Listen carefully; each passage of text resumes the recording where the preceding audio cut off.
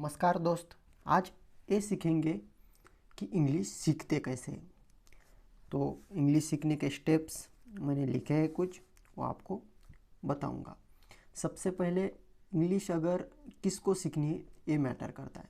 वो कोई स्कूल का स्टूडेंट्स है या बच्चा है या कोई ऑफिशियल एम्प्लॉई है। हर एक के लिए रूल अलग होते हैं, क्योंकि ऑफिशियल एम्प्लॉय हो गया तो उसको बहुत कुछ आएगा। स्कूल स्टूडेंट्स होगा कॉलेज का या स्कूल का तो उसको आएगा, लेकिन पूरा बेसिक से सीखना है कि उसे कुछ भी पता नहीं। ऐसा समझ लेते कि उसको पता नहीं है कुछ भी और बेसिक से इंग्लिश सीखना है तो कैसे सीखे। तो सबसे पहले अगर इंग्लिश लिखनी या उसको आइडेंटिफाई करना है, समझना है, तो उसकी अल्फ़ाबेट जो होते हैं वो सीखने पड़ेंगे। अब अल्फ़ाबेट के दो प्रकार होते हैं। Alphabet capital and small letter में लिखे जाते हैं।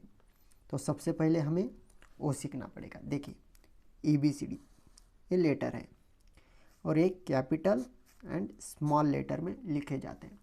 आपको कॉन्सोनेंट भी पता है, आपको वावेल भी पता है। ये बेसिक नॉलेज तो हर एक को पता होती है। समझ लेती कि आपको सब पता है। चलिए, आपको ये आता है। उसके बाद आपको हिंदी भाषा आती है। अगर किसी भाषा को किसी और भाषा में सीखना है तो उसको पहले अपनी भाषा में उस भाषा को क्या कहते, आप समझ रहे हो मैं क्या कह रहा हूँ। जैसे कि देखिए, अगर आपके भाषा में ये हिंदी, ये क्या है, ऐसा एक वर्ड है, लेकिन इसको मैंने इंग्लिश में लिखा है। किसकी वजह से? क्योंकि ये मुझे पढ़ना आता है, लिखना आता है और फिर उसको मैंने इंग्लिश में लिखा। तो हमें अपनी भाषा बोलनी आनी चाहिए, अपनी भाषा पढ़नी आनी चाहिए और अपनी भाषा लिखनी आनी चाहिए। या फिर आपकी मदर टंग जो भी है, आपको भाषा बोलनी आती है, आपको हिंदी पढ़ने आती है, आपको लिख भी सकते हो। चलिए, इसमें आप एलिजिबल हो। उसके बाद हर भाषा का व्याकरण होता है, ग्रामर होता है। इंग्लिश का भी है, हिंदी का भी है। तो हिंदी मात्राएं जो है वो आपको पता होनी चाहिए। जैसे अ, आ, ई, ये छोटा ई, बड़ा ई, उ, औ, आ, ये बहुत सारी होती है। ये सब मात्राएं आपको पता होनी चाहिए।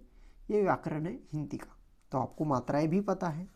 लेकिन अब मैं आपको सिखाऊंगा कि अ को क्या कहते हैं इंग्लिश में। अब अगर आपको हिंदी के अ को इंग्लिश में लिखना है तो उसे ए लिखते हैं। आ की मात्रा है तो डबल ए लिखते हैं। ई की मात्रा है तो आई लिखते हैं। और दूसरी ई की मात्रा है, बड़ी ई की मात्रा है तो डबल ई लिखते हैं। कहीं यूँ लिखते हैं, कहीं बार डबल ओ लिखते हैं। ऐसे ऐसे ऐसे ये जो है सारी मात्रा है।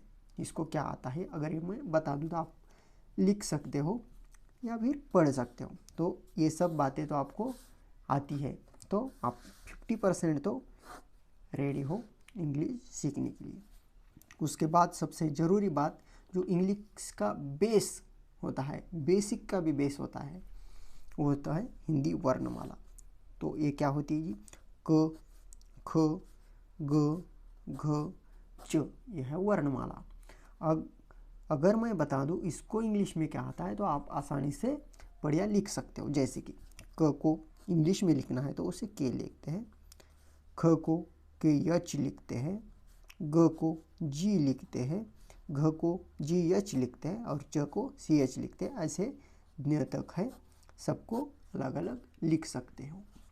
मगर अगर मैं इसको घर वर्ड दे दूँ, घर, तो आप आसानी से लिख सकते हो कि घ को जी एच आता है, शुरुआत में ए लिखते हैं और र को आर आता है। चलो जी, लिख लिया, आसान है। लेकिन कभी कभी ये उकार लगता है, ये ए का लगता है, ये अम का लगता है। ऐसे जोड़ वर्ड भी आते हैं और ऐसे भी आते हैं। तो इसको हम कैसे लिखें? अगर ये आता है तो कहीं के यू आता है, के आय आता है, कम आता है तो के एन आता है, कभी के यम आता है। कहीं रूल भी होते हैं इंग्लिश के। अगर जोड़ आता है तो ये ऐसा लिख सकते हो, डबल न या फिर डबल म तो ऐसा लिख सकते हो। तो कई सारे रूल होते हैं, समझो। तो आपको इंग्लिश लिखना या पढ़ना होगा तो आपको ये सब सीखना होगा, जो कि आने वाले वीडियो में मैं ये सब सिखाऊंगा स्टेप बाय स्टेप। देखिए आप नीलेश नाम है, इसको अगर आपको इंग्लिश में लिखना है तो आप इसको कैसे लिख सकते हो। देखिए ये न है, इसका बेस क्या है न, न के लिए यन आता है, पहली ई की मात्रा है, इसको आ आता है, ये हो गया नी। ये क्या है जी, बेस ल, इसको आता है यल। शुरुआत का जो लेटर है वो कैपिटल लिखेंगे, बाकी टोटल स्मॉल लेटर में लिखेंगे। ये ध्यान रखिए, ये लिखने इंग्लिश लिखने का तरीका है या रूल है, या अच्छा दिखता है, प्रोफेशनल लगता है। पहला कैपिटल लिखिए, बाकी स्मॉल लिख लीजिए। ये नी लिख लिया, ये ल का बेस यल लिख लिया। कौन सी मात्रा है, ए की मात्रा, ए की मात्रा के लिए आता है ई।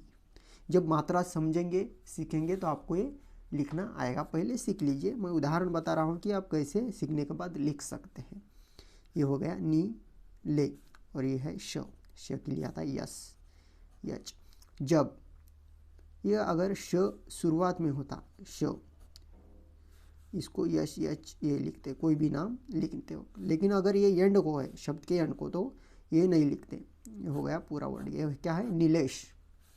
देखिए ये क्या है, के यू, ये क्या है, क लिखते हैं हम, ये यू है, ऊ का मात्रा। ये क्या है, न, यन ए न, और ये क्या है, यल, यल यानी ल। क्या हुआ जी, कुनाल। लेकिन ये होने की वजह से आ की मात्रा है, कुनाल, ये नाम है कुनाल। तो अगर आपको ये मैं सिखा दूँ कि क को के आता है, ख को जे आता है, तो आप ये नाम लिख सकते हो या फिर ऐसे पढ़ सकते हो। ऐसे कई सारे नाम हैं। पहले इसे इंग्लिश देखिए। अब एक शब्द है, देखिए घर, इसका जो GHAR, ये जो है ये ट्रांसलेशन है, ये इंग्लिश नहीं है। ये हमारा बेस वर्ड है हमारे लैंग्वेज का। ये जो है इंग्लिश में हमने लिखा है, लेकिन ये ट्रांसलेशन है। लेकिन घर का ओरिजिनल जो वर्ड होता है वो होम या फिर हाउस, ये इंग्लिश का वर्ड है। इंग्लिश में अगर घर बोलना है तो होम या फिर हाउस बोल सकते हो। लेकिन जो ये GHAR है, इंग्लिश तो है लेकिन ये ट्रांसलेशन है, ये इंग्लिश नहीं है। अगर इंग्लिश में बोलना है तो होम हाउस। पहले हम सीखेंगे ट्रांसलेशन। बहुत सारे आपके दोस्त के नाम हो सकते हैं, स्कूल में मम्मी पापा किसी का भी नाम हो सकता है, वो आप ट्रांसलेट कर सकते हो। इसके बाद हम सीखेंगे इंग्लिश, लेकिन बेसिक नॉलेज ये तो सीख लीजिए। आने वाले वीडियो में मैं क ख ग इसकी सारी मात्राएं पे वीडियो लाने वाला हूँ, तो जरूर देखिए। इंग्लिश सीखने के लिए ये बेसिक पॉइंट थे, मैंने आपको सब बताए हैं। इसको अगर आप फॉलो करते हो या मेरे इस चैनल के साथ जुड़ते हो, आने वाले वीडियो देखते हो, तो आपको ये सब सिखा दूंगा, आप अच्छे से सीखिए। तो चलिए मिलते हैं नेक्स्ट वीडियो में।